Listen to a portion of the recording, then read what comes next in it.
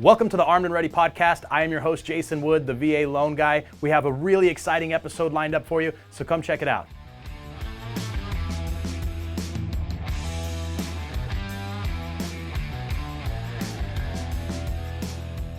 Hey, welcome to the Armed and Ready podcast. I am your host, Jason Wood. Today, I am super excited to have our guest, Leanne Haroski, on with us. Leanne has a huge passion for serving our military and helping our military families with their homes, and she has an amazing story to tell. So I want to welcome you, Leanne, to the Armed and Ready podcast. Thank you, Jason, for having me. As you mentioned, Leanne Haroski, broker and owner of Heroski Homes. It's actually based in Hawaii, Oahu. The island of Oahu. It's paradise. There's a reason why it's called paradise. And I do have a team running here in California led by Miss Benicia Gutierrez, based in San Diego. So we're all over the place. We're part of the relocation program. So definitely we can assist everyone buying in different states. So you flew all the way to San Diego just for our podcast. Absolutely. It's worth it. It's worth it. Well, we're blessed to have you here. And I know you're doing some other business while you're out here anyways.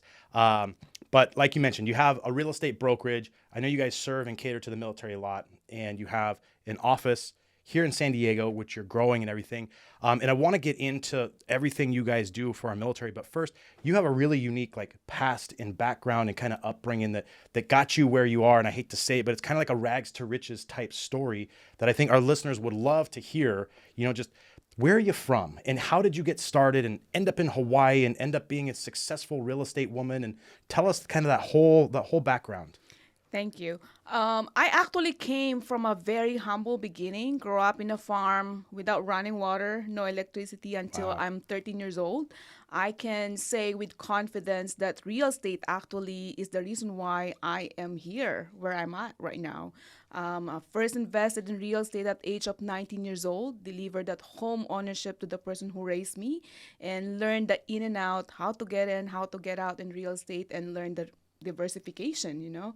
How did you buy a house at 19 years old?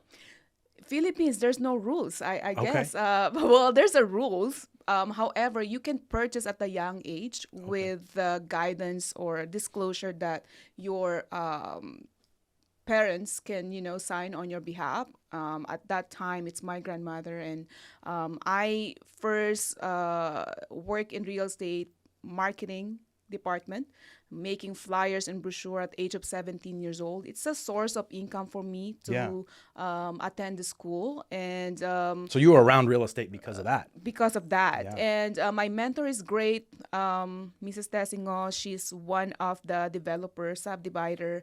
And from marketing department, got transferred to sales department and earned my first compensation and invested that in real estate. And I applied that to my team. I teach them that to get ahead in life, I would even say that in life, because real estate, there's a reason why it says real estate. It's a real product. And nowadays with, inflation, Tangible, you could touch it. Absolutely. Yeah. I mean, with the current market that we are in right now, this is the investment that is real. It's a real product. Yeah. And like what you said, you can touch what you have, Right. We've seen it, a lot of small banks closing and a lot of business owners losing their businesses. They have their money in the bank, and Right. now they can't even touch that asset that they put in that bank. So you have to be smart. Been in the business for over 20 years. Combination of corporate and government. I had experience working in U.S. Embassy. The last post is U.S. Embassy in Jakarta, Indonesia, assigning house for foreign service officers and military diplomats. So how did you go from real estate to working in the embassies? How did that come to be? It's still real estate though. So I work in the housing department. Okay. I was the independent contractor for, I will say, 5 embassies. I'm basically producing them houses for outside. It's embassy housing. Okay. And I got connected with the U.S. Embassy in Australia. They are very aggressive. They want me to be part of the in-house, and that's how I started. Oh, wow. Getting So you got to go involved. live in Australia then for a while? No, not really. So Okay. I started serving 5 embassies, producing embassy housing in Philippines. And then from Philippines, I renounced my citizenship, and got assigned in U.S. Embassy, Jakarta, Indonesia.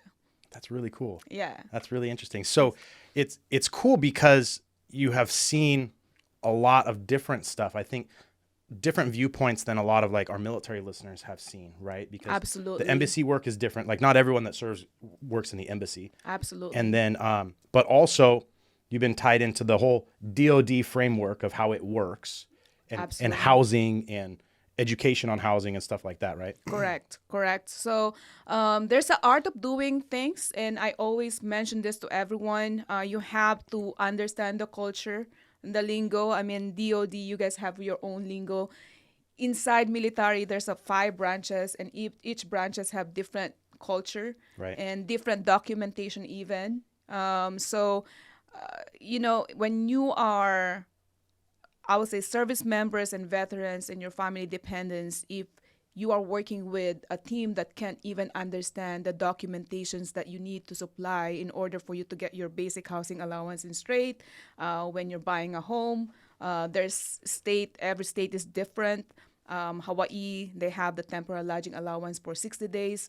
In California, no, it depends on the rank, or if you're TDY, maybe. So learning all of this information, if you are working with someone that they don't understand this, it can hurdle your, tour of duty even, because you need to get yourself and your family settled in a home before you can even function like 100% to your job. Right. Yes. Yeah. And I think, and we'll dive into that, but having that understanding and knowledge is so valuable for the military member when they are getting orders and they're changing their duty station. Absolutely, 100%. Because I think it's a documented thing, one of the greatest stresses for our fighting force is unsettled stuff at home, right? Absolutely. Whether that's the home or finances or the marriage or whatever, right? And so what we need on the front lines are focused, trained military members that are duty focused, right? And don't have these things that are tugging at their mind and their emotional space. They will not be able to. It's hard to function that way. Yeah, absolutely. That's one of the reasons why my team, and I'm glad I have a great team, very diverse, can speak different languages. So our demographic actually is broadened because we came from different, background and can speak languages. We are lifetime student. You know how like real estate law, I changed, I would say 4 codes this year changed. So continuing learning about how we can help the administration. They changed the cap limit 2020. It's changed. You need to continuously learning in order for you to serve our consumers and clients properly. You need to get the proper knowledge about everything. In regards to military, how they can find the right person is having the right questions, because the right questions can lead to a great conversation. And at times, the VA consumers, they don't have the right question to ask. I'm glad that we have now podcasts, because we are extending this message and everyone can watch, because human beings, sometimes we tend to get lazy reading book, and now we just hear and we see the video and we're learning. So I have to give you a credit. Thanks. The podcast, yes. Yeah. Well, and that's a really interesting point that you brought up. Is there's certain questions that like the military member or the veteran should be asking when they're trying to select, let's say, their real estate agent. What would you say are maybe the top 3 questions that they should ask when selecting a realtor? First thing is, do you own a home? There's a lot of realtors nowadays that they're renting. They're not homeowners. And there's nothing wrong with that. However, for me, it's, experience that is something that you will never, ever find in the book. How can you even convince me the value of the home ownership if you don't own any? Right. What is your mistake during the process that can be the lesson learned for me as a consumer? So that's the first question. Anything can be learned by the book, the guidelines of first-time home buyers, the process of pre-qualifications, the right property to buy. There's a lot of information that you can find in the book, YouTube. just be careful because there's a lot of educator that is not certified and Sure, they yeah. just want to earn some followers. So we have to be mindful with that. So that's the number one, and their background. Make sure that they understand again the documentation that you needed. I've seen a lot of military members that they don't have the right documents to bring in their finance department to get their basic housing allowance in straight because the realtor that they're working with doesn't even know how to facilitate, give them that documentations. And again, every state is different. Sure. Hawaii, you need to have executed contract and deliver that in the finance department for you to get the basic housing allowance going, right? So working with the realtor that understand the military documentation and the culture and how your basic housing allowance can work and how you can make sure that you don't go beyond that basic housing allowance. And real estate end goal, right? If your realtor is not doing a 101 brainstorming or 101 education with you, there's something wrong. There's something wrong with that. Yeah. The first step is conduct the 101 consultation. Learn about not just today, now, but also looking ahead. What is your end goal here? Are you going to keep this property after 2 to 4 years? We all know that military duty of station is 3 to 4 years. If you get extension, then maybe you can extend it 1 to 2 years. However, finding that intention and the end goal and realtor that will step in and guide you and structure everything. Okay, my intention is to exchange this property, relocating it after 3 to 4 years. Learning that 1031 exchange and 121 exchange can be an option. Keeping the property and renting it out, balancing the number, analyzing the figures. If the monthly housing payment and the rental income is there and you're getting cash flow, understanding the right market, how you structure the offer even, right? It's really important. So you need to work with realtor that is knowledgeable. Doesn't mean that they are pioneer, but knowledgeable because they are continuously learning and basing that offer on the type of the market that we are in. Well, it's interesting, the question, your first answer was, do they own a home already? Mm-hmm. And it's such a great question because as you spoke about before, to really be an expert at anything, you need to be a student of it and continuously studying and continuously learning. Right? Absolutely. But having gone through the experience of buying a house, right? And when I talk to new agents, I ask them the same question. And now because of social media and video and everything else, I tell them, hey, look, when you buy your first house, video document all of it. I said, because you're going to learn some intangible things about buying a house that the books won't teach you. Absolutely. And that the broker or the team leader won't be able to teach you. And that's the emotional quotient of all of that transaction, right? I agree.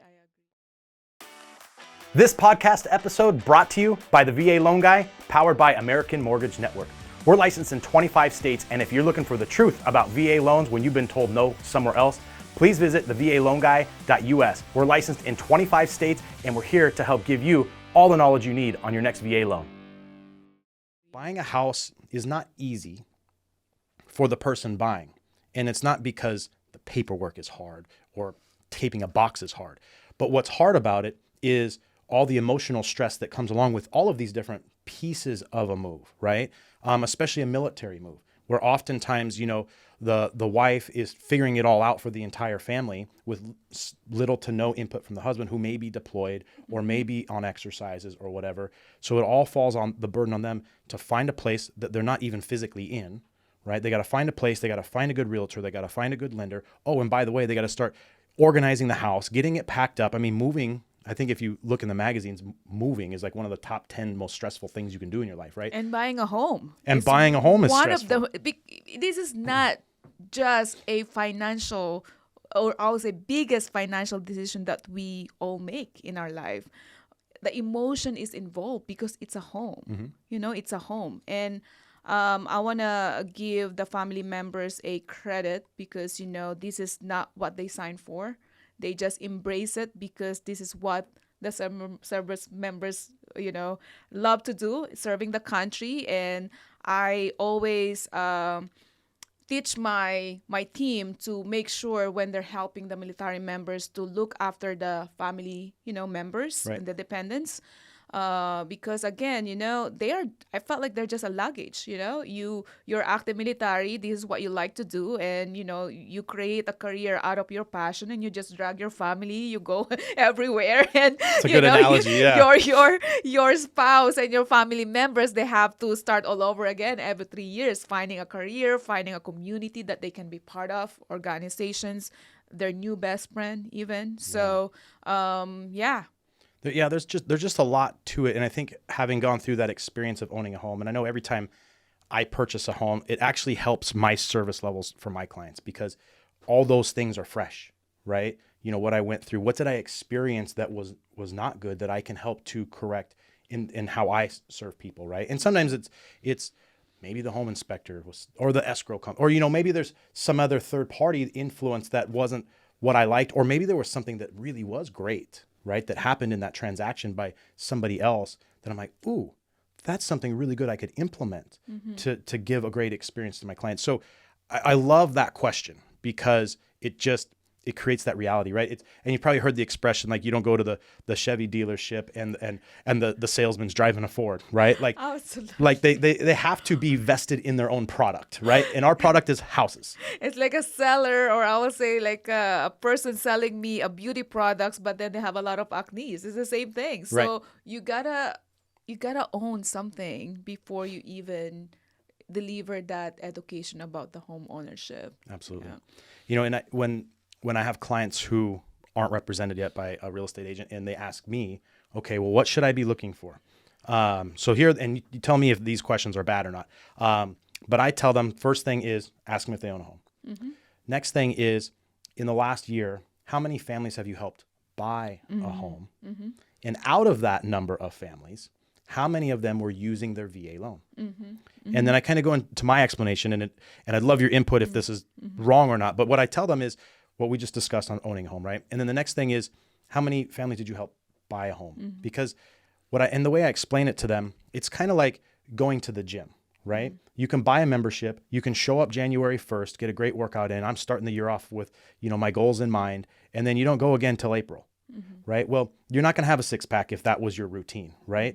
And kind of the same thing applies when you're representing buyers and selling homes. If you sold one in January and you haven't represented anybody and now it's May, well, you're probably out of shape.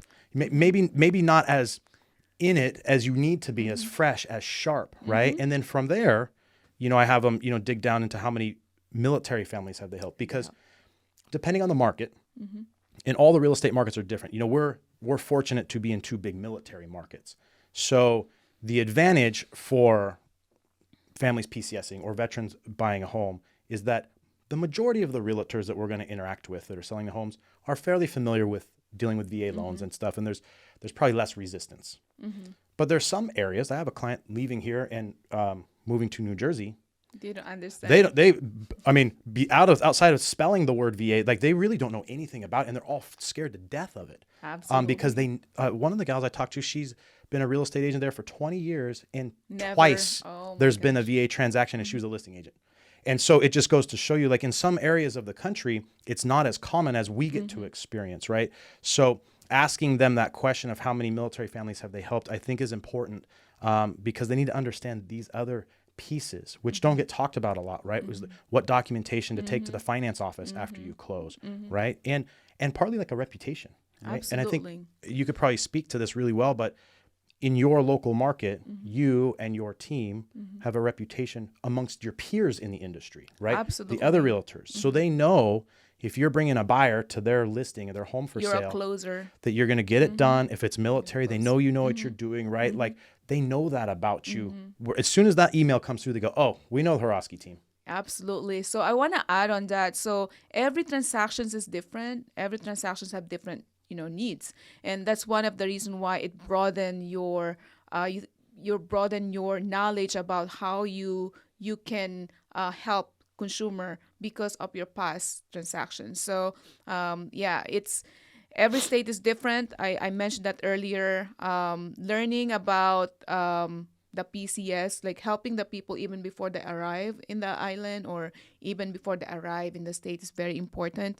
If you are working with a realtor that's feeding you information even before you arrive in that station of duty, definitely it will help you and your family to get settled faster. Yeah. Yeah.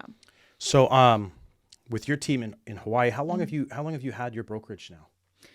It's over 10 years, really. I was part of Colwell Okay. Pacific Properties for, I would say, 7 years.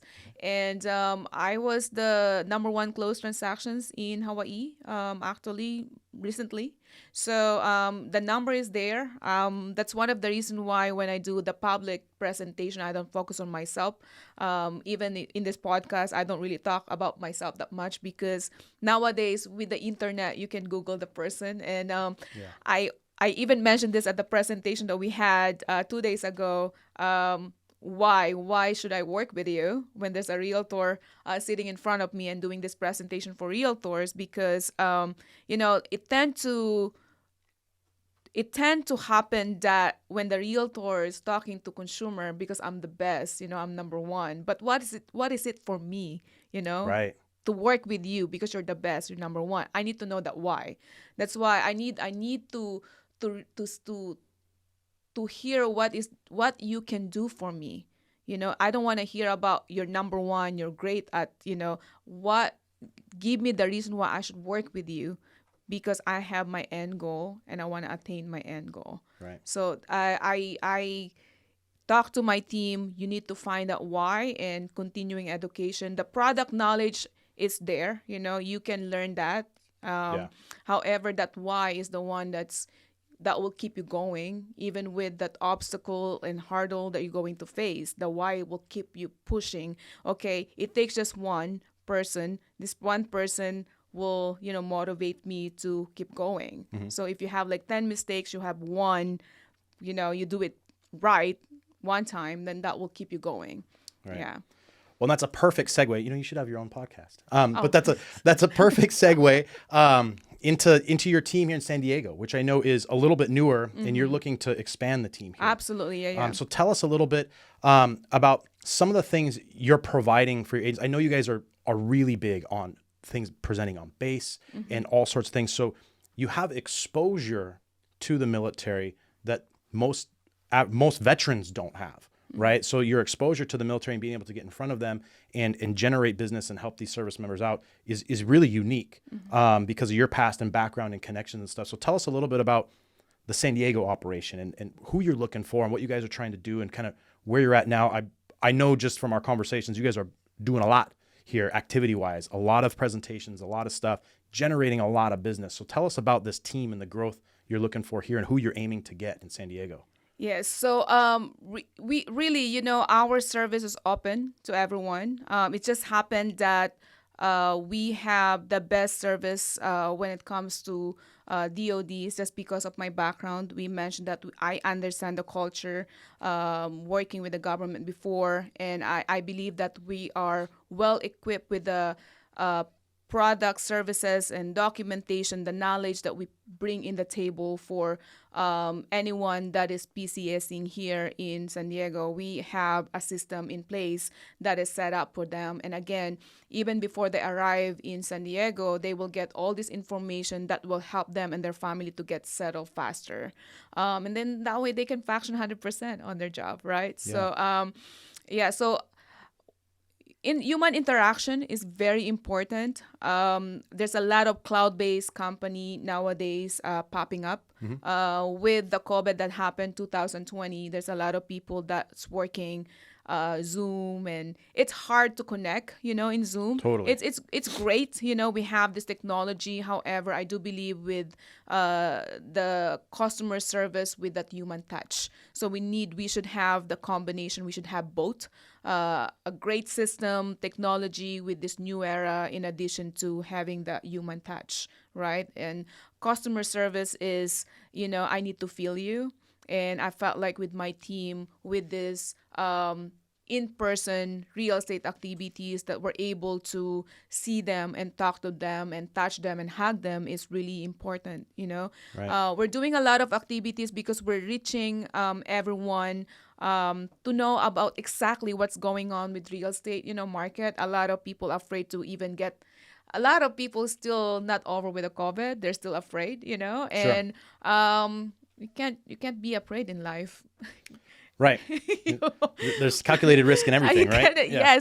Yes, absolutely. So yeah, we're doing a lot of real estate activities. Actually, every third Saturday of the month, we do have the social in education, and we work with Westpac. They will be talking about how to form LLC, how to protect your real estate asset by forming a trust, so that it's not just under your name, especially if you're going to keep the property for long term and renting that out. How you can create something that can be tax advantage for you.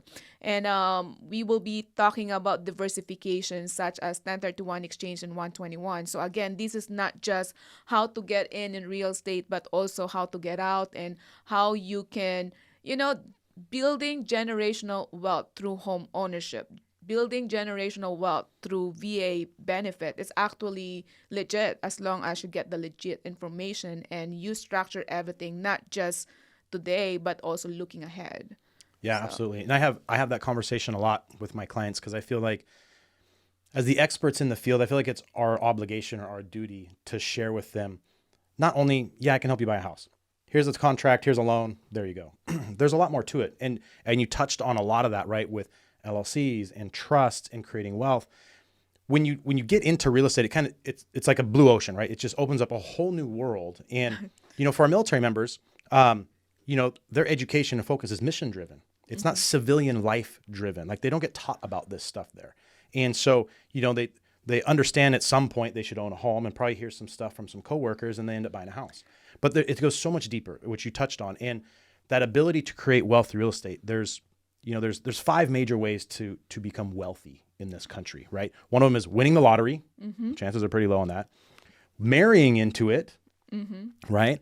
Building a business and then selling the business, right? Or inheriting the money from a rich family member or through real estate. Those are the top 5 ways to be wealthy in this country. And I would wager that the top 4 probably aren't going to happen for most people. if you don't know how to manage the finance, you might lose the money that you win from the lottery. Exactly. But real estate is again the reason why where I am right now because of real estate. I invested at the young age and learned the diversification. Yeah, as an immigrant owning multiple properties and putting my prints in United States and owning a land, I think it's very impactful for immigrants, and it's saddened for me as a founder of a nonprofit helping Ohana, hosted the event for U.S. vets, and it's catered for homeless department. And it's really saddened for me that we have a lot of veterans that fought for a land and they don't own any piece of it. They're homeless, and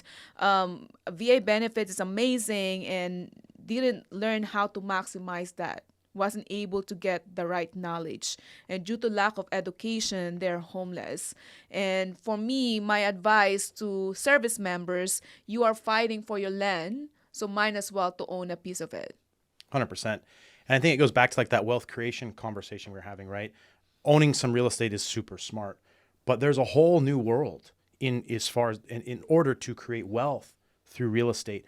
And I think serving in active duty is the greatest way to be able to build this portfolio of real estate, because you're forced to relocate and move every so many years, right? And where that gets kind of technical on like the mortgage side of things is every time you have to move, well, you have the perfect opportunity to use a primary residence loan. So regardless if it's a VA loan or conventional or FHA or whatever it is, the primary residence loans are the ones with the lower down payment options. And lower mortgage rate. Lower mortgage rates, easier qualification standards, all that stuff. So every time you move, you get kind of like a fresh start with like the better loan programs.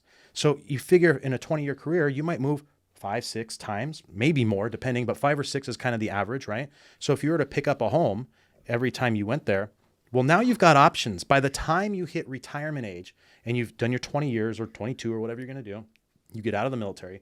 Not only do you have the military retirement, you'll get your disability. You better get your disability.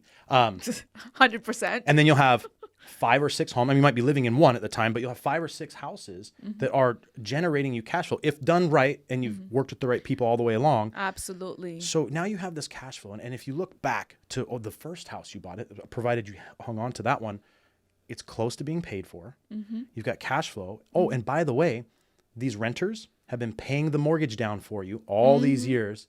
Oh, and real estate goes up over time. So now you have Building the this big equity. spread of equity available, right? I'd be willing to bet it 7 figures in equity if you've got 5 or 6 homes over this Absolutely. length of time, right? So now you have income. You're set with income, right? Disability and the military stuff. You got rental income, and you've got more than $1 million in equity. And that's not including maybe other things you did along the way, TSP and IRA, like other things, right? But you can retire a millionaire, and if done right and you're working with the right people, possibly a multi-millionaire. And shoot, if you went from 18 years of age into 20 years, you're not old. Yep. I mean, you have a whole nother life ahead of you, and you could just go grind it out and get a really cool career. You could just do things that bring you joy. I mean, options are endless at that point in time, right? Absolutely. And my recommendation, if you get in early at the young age, the better. Yes. One of my agent right now, actually, he's able to use the VA benefit. He's E3, but able to use the VA benefit because he's married. I met him when he was 19 years old. Now he's 23 years old. He's active, real estate agent now, and he used the Skill Bridge program to get out, transition from DoD to civilian world. I have a great story, Brandon and Caleb, and hit all the boxes of real estate diversification because, again, they met me. I mean, we are a natural educator, and based on my experience buying property at a young age, and taught them how they can build trust, even how they can protect themselves and renting the property out and form LLC and pay themselves a salary as a employee of that business. So it creates like what you said, a multiple income from different areas. And Caleb and Brandon, they actually stack up their VA benefit, and that there's another option, and which I am stoked that at the event yesterday, when I'm talking about sharing and stocking up the VA benefit, majority of the service members are not aware. Right. At the e-benefit, there's a standard information about the VA guidelines of owning a house, but it doesn't talk about the diversification.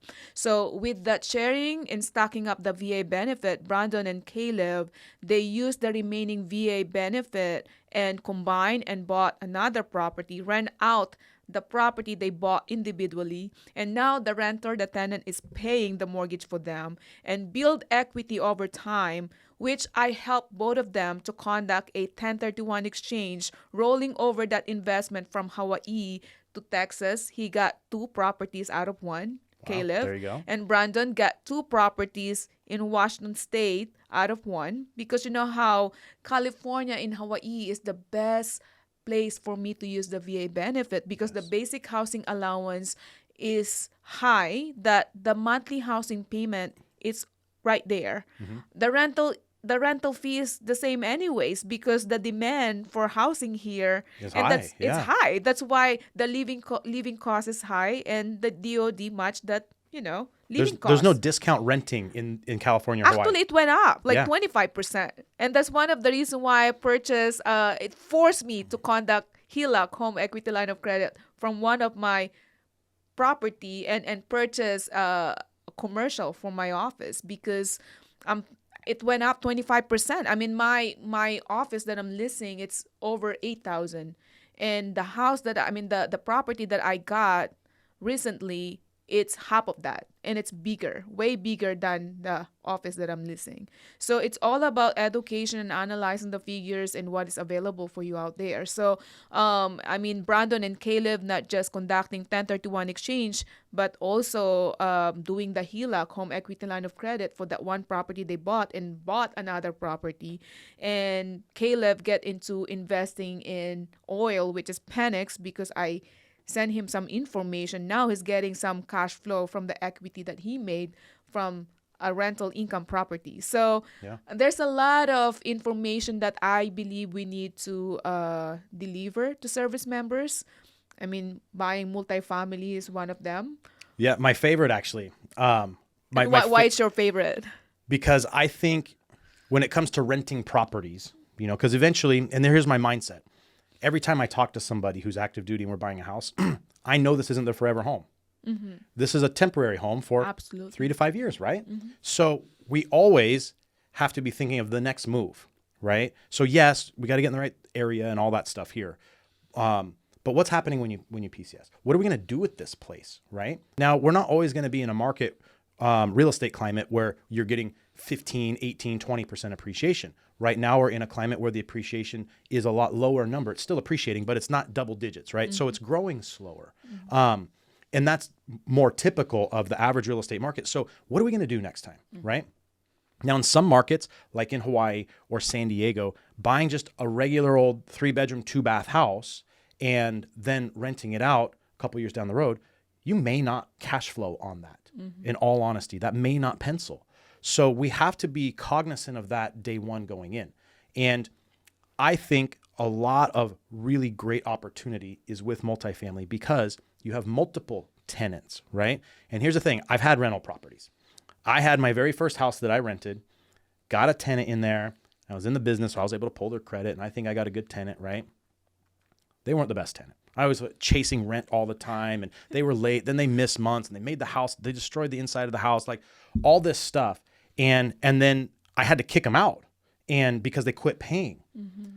Well, that was one mortgage payment and one tenant. Mm-hmm. Well, when that tenant quits paying the mortgage, who's on the hook for it? It's you. Me. Mm-hmm. And how much percent? 100%. Yep. So in a multifamily situation, let's take a 4-unit, because that's the most units you can buy with the VA loan.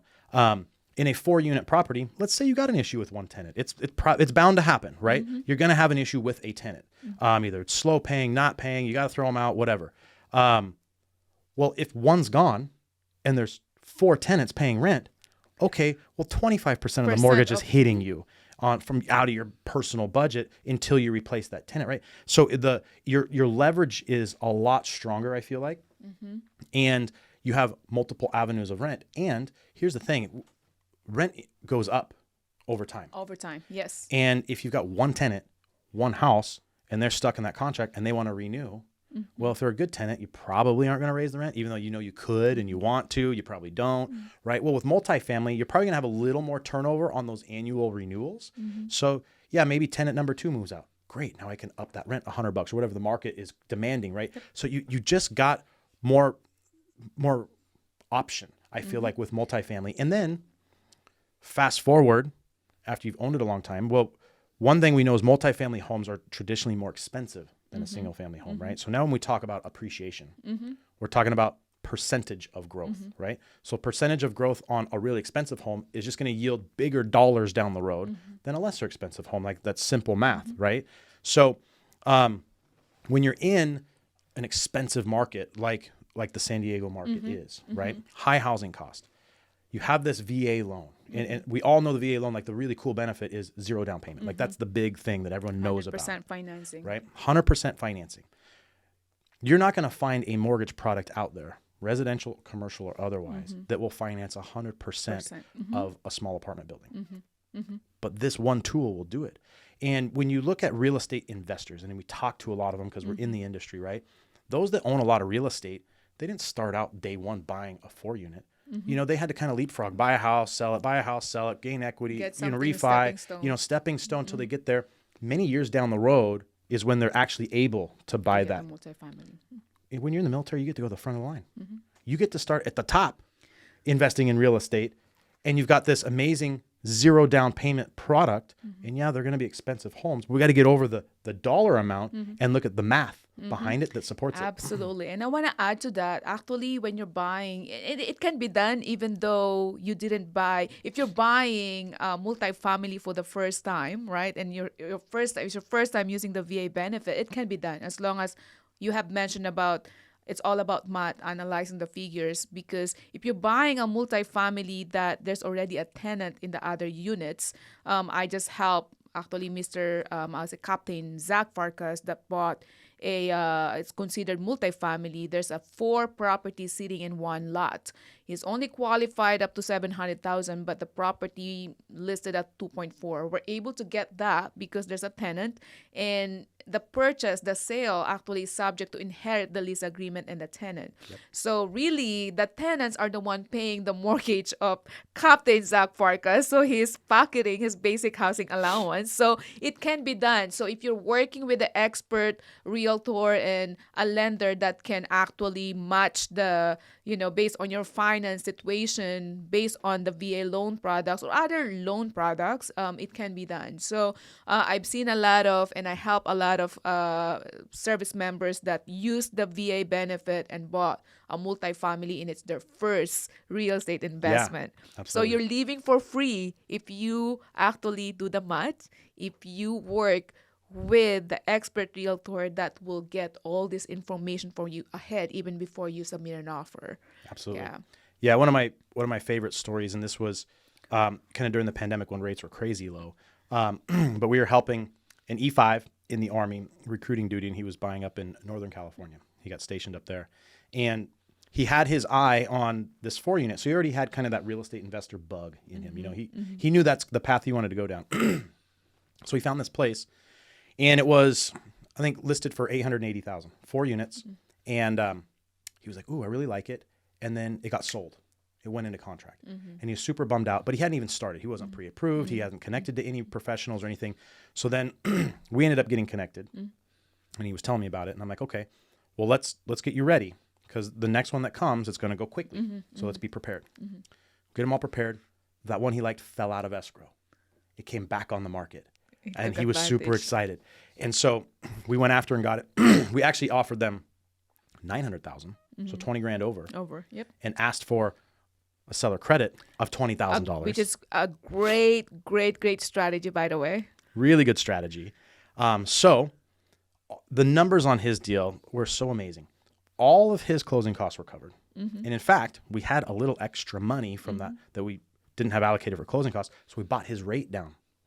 So now he's essentially an E5 with $1 million property, which I don't know how many of you out there are E5s and have $1 million property as your first piece of real estate. But it can be done. Yes. And so it's, time to open up the mindset that you can actually have $1 million property.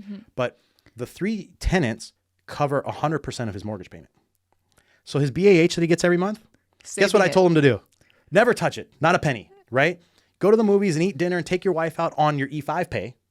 And bank all that BAH because they're paying your mortgage with this 2.3 rate, and all your closing costs got paid for. You bought $1 million place, and next time you get orders, now you have money. You have ability to use a down payment and go get a conventional loan or an FHA loan, and depending on family size, maybe the next stop is multifamily with FHA and a 3.5% down payment, and we do it over. Yep. And you fast forward 20 years, well, he might have 8, 10, 12, 14 tenants by the time he retires. Absolutely. It's a huge victory. Yeah, it's all about monopoly. It's like a monopoly game, real estate. And I experienced that. And again, with confidence, I think that's why I'm so passionate in real estate, because I experienced that myself, owning multiple homes. I mean, not so many immigrants own multiple homes in Hawaii. I mean, that's #1 expensive state in the United States. I mean, I sent out the message to my team, congratulations, we make that to #1. So we're #1 most expensive in the United States. But it's all about monopoly game, and it's all about analyzing the figures. Always factor in your end goal. End goal is very important. What is your end goal? Are you going to keep that property long term? Are you looking for rental income? Are you going to relocate that? Because there's an option. Don't think that it's buy and sell and that's it. There's exchanges, and then it's a great strategy for you to avoid paying capital gain tax. And it's just all about structuring everything properly, because time is of the essence when you are conducting exchanges. Yeah. So Well, now we have, everyone has access to so much information now, like online, right? And you see all these people on social media and YouTube and stuff, and really pouring out some good information in real estate investing and all this stuff. I think, we touched on multifamily, but as we're helping these clients build a strategy, right, for what's going to happen in the future, maybe the market they move into, and there are some markets in the country where multifamily really doesn't exist. I mean, maybe there's a duplex out there, but it might be really, really scarce, right? So, there's other types of ways to generate revenue and create wealth that's not only a multifamily or just getting a renter in there for 12 months. But tell me, how would you recommend? How do you pick a good Airbnb property? Because that's an opportunity, in places like Hawaii or San Diego, where people like to go vacation a lot because it's beautiful in both areas and all the rest of it in the ocean and stuff. And even great spots on the East Coast in the Carolinas. I mean, there's potential everywhere, right? So how do you pick a good Airbnb that could be a good Airbnb property in the future once you get PCS orders and you move out? first of all, working with the expert realtor again is very, very important, right? Because first thing is you have to make sure that the building is within the resort zoning. Because there's a lot of illegal Airbnb that is happening nowadays, and you don't want to jeopardize your career because you're doing something that is not legal. When a lot of these cities are tightening down on what they're going to allow too. Absolutely. So first thing is understanding you have to do your own due diligence of learning about the building, the association involved. Because for me, when I get the ledger report, we call it ledger report. This is the report of potential income for this property. And then the upcoming developments in the area that will bring demand in that building, in that location, is another factor. So number one, getting the ledger report from the realtor, taking a look at the current rental income, right? For per diem, because you're talking about Airbnb per night.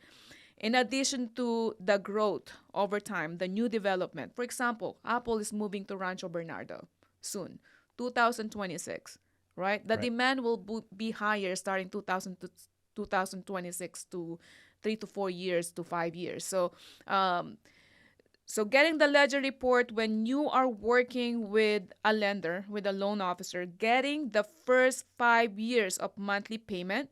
Take a look at the actual money that goes towards the principal, because at the end of the day, that's your equity. Take a look at the money that goes towards the interest, right? The money that you are paying, the other fees involved is really important too. So it's all about analyzing the figures, because I've seen where, okay, your income for Airbnb is 8,000, but the other fees involved is closer to 4,000, and then the money that goes towards from the monthly housing payment that goes towards the principal is less than the interest. So you have to match all those number. It's all about number when it comes to Airbnb, in addition to the growth over time, right? Not just the income itself, but the equity and the growth over time. Right. It's always demand versus supply. Yeah, lifestyle, you have to factor that in. So working with the realtor that can pull out all the information from the tax record for you, and getting information from the association about, okay, the other fees and all the future assessments and all of that. You have to include this and factor into your decision. Right. Yeah. It's all about, at the end of the day, it's all about cash flow. Absolutely. Yeah. Airbnb is cash flow, because you can see a building that is so great but not making that much. When I say great, it's a good looking building, but the income is not there. But then you have an old building, but the lifestyle within that location and the income is great because the fees involved is not that much. So it's depreciation, costs, maintaining the property, any cost of maintaining the property, that's depreciation cost. So you have to factor that in as well. Absolutely. Yeah. What would you say are like the top 3 tips for a PCSing family? Okay. Again, working with a realtor that can guide you about the housing system, giving you that PCS guide. They have a lot of resources that they can give you, not just the school. I mean, school information is really important, but the lifestyle, the culture, housing system, the sizes of the houses is very important, because I've seen it that a lot of service members and their family bring tons of stuff in Hawaii, and the houses in Hawaii is smaller than the houses in mainland. So having that understanding about the place that you're heading to, understanding the culture, because for example, Hawaii, it's a country itself before, so there are things that might not be accordance to what in mainland. Right. You know, when it comes to using the VA benefit, understanding, okay, what is the housing system in addition to my basic housing allowance, and then your needs. So make a list of your top 10 needs, right, before arriving to that duty up station and learning about that state or place that you're heading to. Make a list of the things that you have to give up so that you can get settled. That's important. And it's an interesting point that you brought up with, Hawaii and your stuff, right? Because us Americans, we love our stuff. And we got garages full of stuff, right? Which is a credit to all the advertisers out there and Amazon and everyone who sells us stuff and delivers it instantly. But we have stuff. And it's one thing that is a really good point. If you're moving to a place such as Hawaii, where you're just going to have limited square footage. You're just not going to have this 5,000 square foot mansion, on a military wage. So you got to understand that you may not have the 3-car garage. You may be lucky to have a shed, right? So you got stuff, and paying for storage is expensive. So, you just have to be aware of these things and be cognizant of that type of stuff. You had also mentioned kind of, that difference of buying in Hawaii. What do you see as maybe the bigger differences between like buying in California versus buying in Hawaii? So there's 3 different kinds of ownership in Hawaii. We do have leasehold fee simple, which is the highest form of ownership, and we do have a Hawaiian homelands. So with that Hawaiian homelands, you need to have at least 51% Hawaiian blood, and you need to have a certificate for you to purchase the Hawaiian homelands properties. So with that said, it's really limited, the land. And knowing that it's an island, and this is the only state that we have a 5 military branches. So we do have, they even have the Space Force now. Yeah, number 6. Number 6. So we do have all these military branches that it's in and out, in and out. Every Thursday I have a team that welcoming the service members and the family dependents. We call it newcomers, and I teach at the newcomers briefing, talking about the housing system in Hawaii. So, so the demand is higher. Despite with the the fact that we have 3 different kinds of ownership, and there's a land that is protected for local, because again, Hawaii is a country itself before. The demand is there, and it's a vacation place. So a lot of investors buying property for investment. Airbnb, you mentioned that earlier, condo hotel. And then you have people retiring, not just from mainland, but also coming from other country and selling what they have, liquidated, and retire in Hawaii. So the demand is higher than supply. So you need to make sure that you work with the expert realtor getting you something. Yeah, it's really important. I think one of the things that's going to be important, because it is high demand because you're limited, right? You got ocean surrounding this. There's only so much space, right? Absolutely. But what is really the art behind crafting a good contract, a good offer? Because there's a skill to that. It's not just fill in the blank, send an email, right? Like there's an art to that. Can you share with us a little bit about that? Absolutely. So again, the value of working with the realtor that sells a lot of, you mentioned about having more than 100 transactions because you've seen everything. So there's an art of structuring the contract offer and working with a realtor that can do the win-win negotiations for you.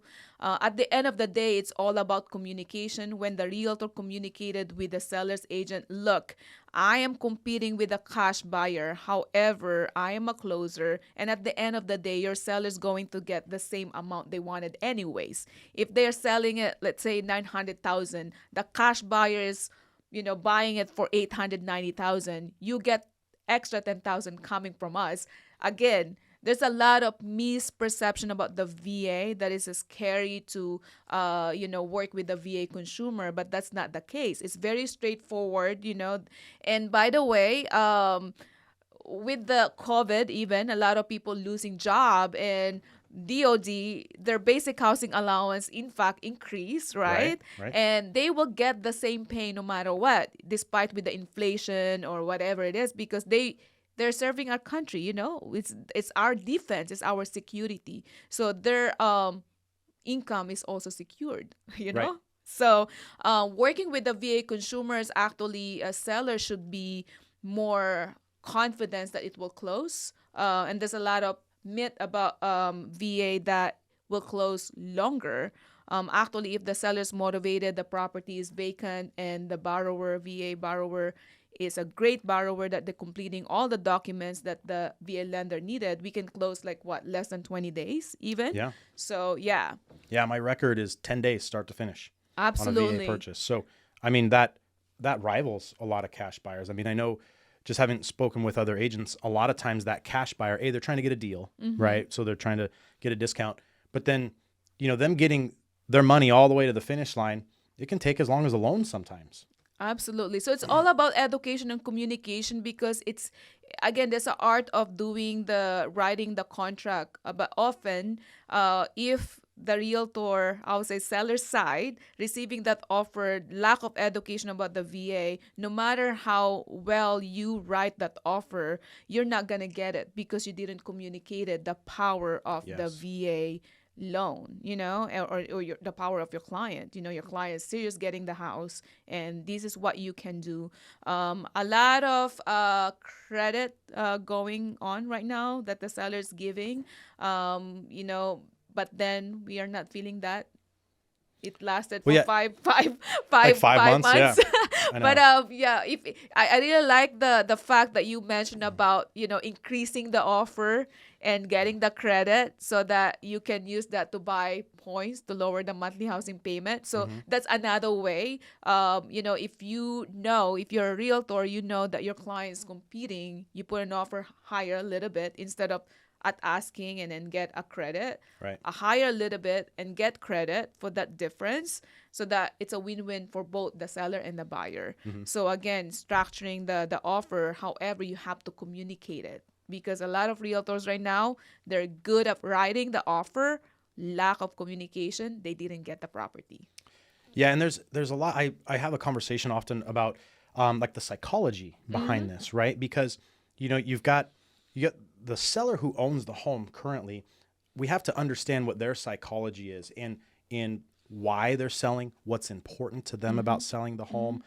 Is there a dollar amount that is the lowest they can go? And you may not be able to just get all those answers, right? So it's through that continued communication with the other agent where you're able to extract some of this detail so that you can craft the right offer. But it's a psychology game, right? And I know, oftentimes, especially in the military, right? We want to win. Yeah. We just always want to win, right? We want to go in there. We want to win. We want to kick butt, take names. Like that's the thing, right? That is who we are as military members. But you don't always get to march into a home negotiation and kick butt, take names, and get a deal, right? Like it doesn't always pan out that way. So you have to understand that the psychology behind it is you're not going to come in and offer them below their asking price, then get credit, then have them repair everything. Like you have to structure it well. Yeah, it's like you're not walking in with a bazooka to a water fight. Like they got a bazooka too, right? So you have to understand how to play with that psychology and understand where you are. There is a bit of a poker hand. There's a meeting. You need to find that meeting grounds because it's communication. You can find that meeting grounds. Again, I've seen I as a number one closed transactions in Hawaii, I've seen a lot of offers coming in, and you have this a well-written offer, but again, there's no communication. So meeting grounds from the seller and the buyer is very important because we want to make them win both. Yeah, and as this market is, markets are always changing, right? And we've seen a change. Like if we go back to 2018, 2019. And then we rolled into the 2020 when when COVID hit and everything, and that was really a unique market, right? Unique. Really unique and crazy. And so, and we've come away from that market and we're in today's market and it's different, right? And we have a situation where interest rates are higher than they were back then. I mean, a lot higher than they were back then. Historically, everyone refers to the history. Oh, my parents had an 18%, blah, blah, blah. Like, yeah, but the house was 60 grand. So like, it's kind of irrelevant, right? Yeah. But yeah, rates are higher, right? And so that's not as appealing, right? But it is what it is. The rates are here and the prices are here. And so Jason is all about education. Look at the history. Back 1920s, the rate 1930s, the rate is what, 18%? I bought my property in Virginia back 2007. My rate is above 8%. So the rate 2 years ago actually for me is the abnormal. So very abnormal. Very abnormal. So the real estate agents and lenders that been on the market for a long time, they understand this. The cycle, the new cycle that we're in, we're heading back to being normal. 2 years ago is not normal. Not at all. But the beauty of today's market and a lot of people missing the opportunity is getting a property that there's already equity built on the house, less competition. So the seller is willing to talk. There's a meeting grounds.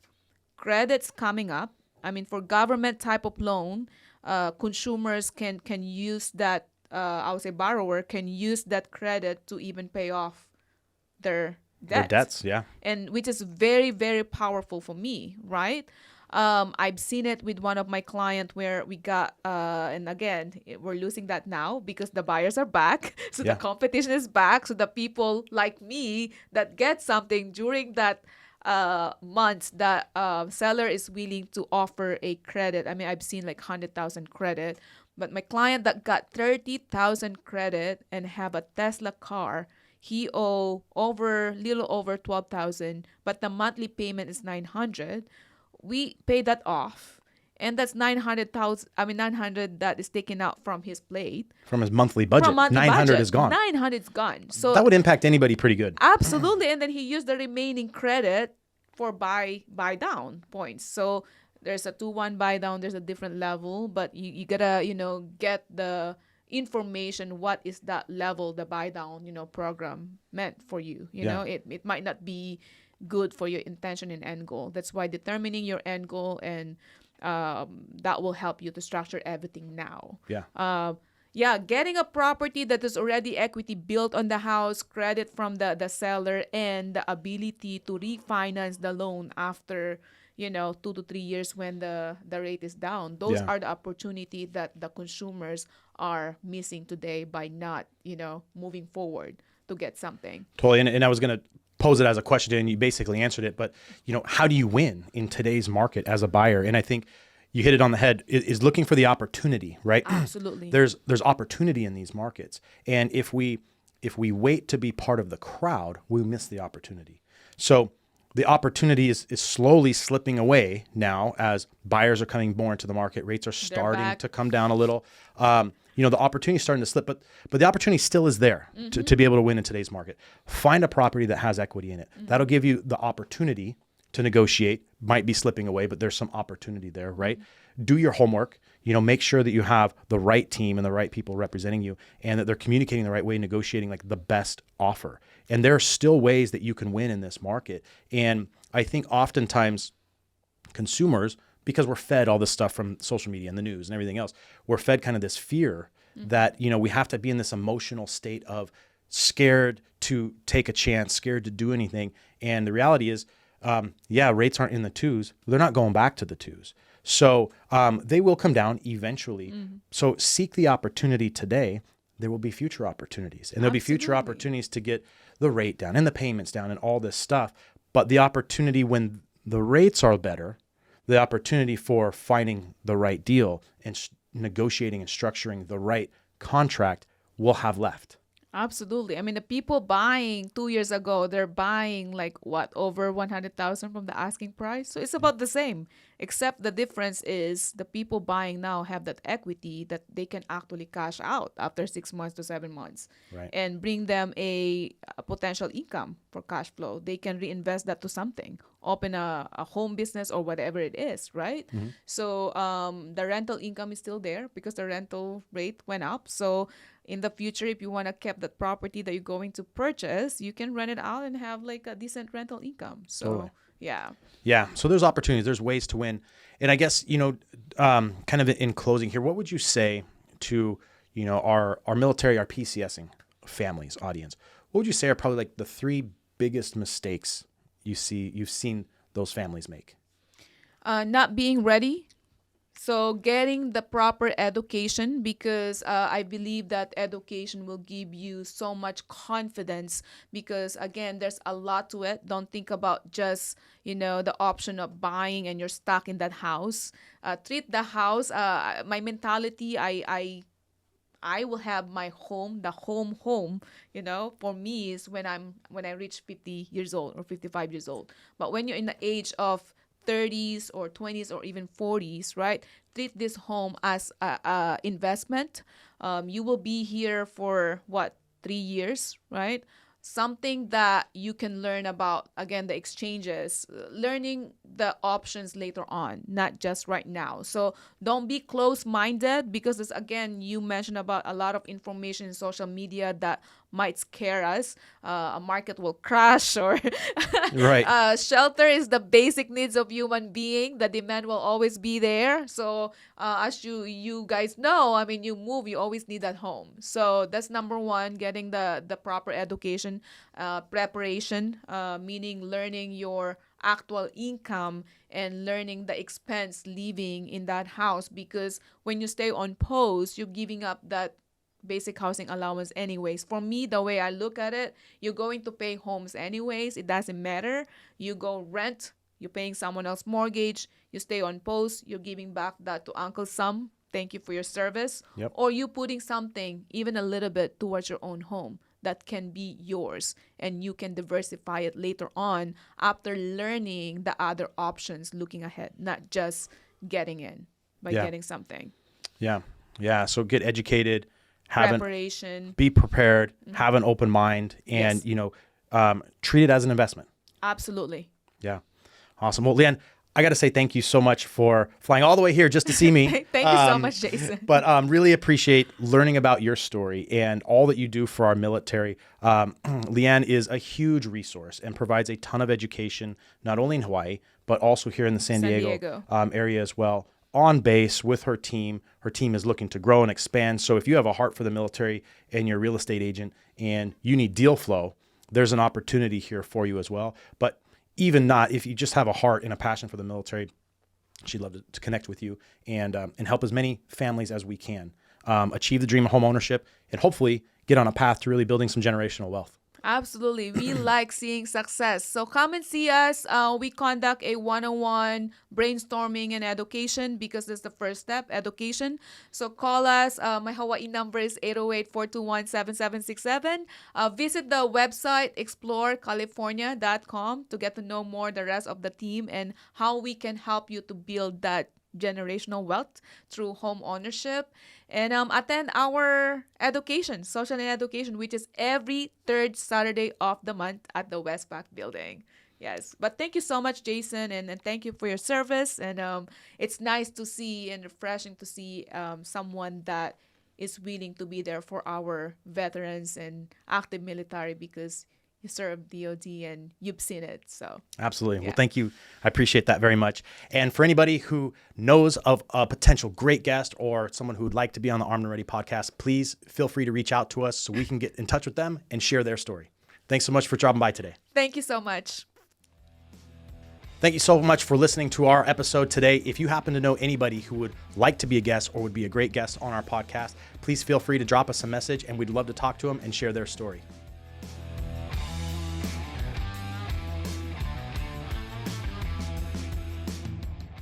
This podcast is sponsored by the VA Loan Guy, America's favorite VA lender. If you've been searching for answers to a VA loan or been told no at another bank, come visit us at valoanguy.us. This is a veteran-owned business licensed in 25 states. Schedule your free consultation now.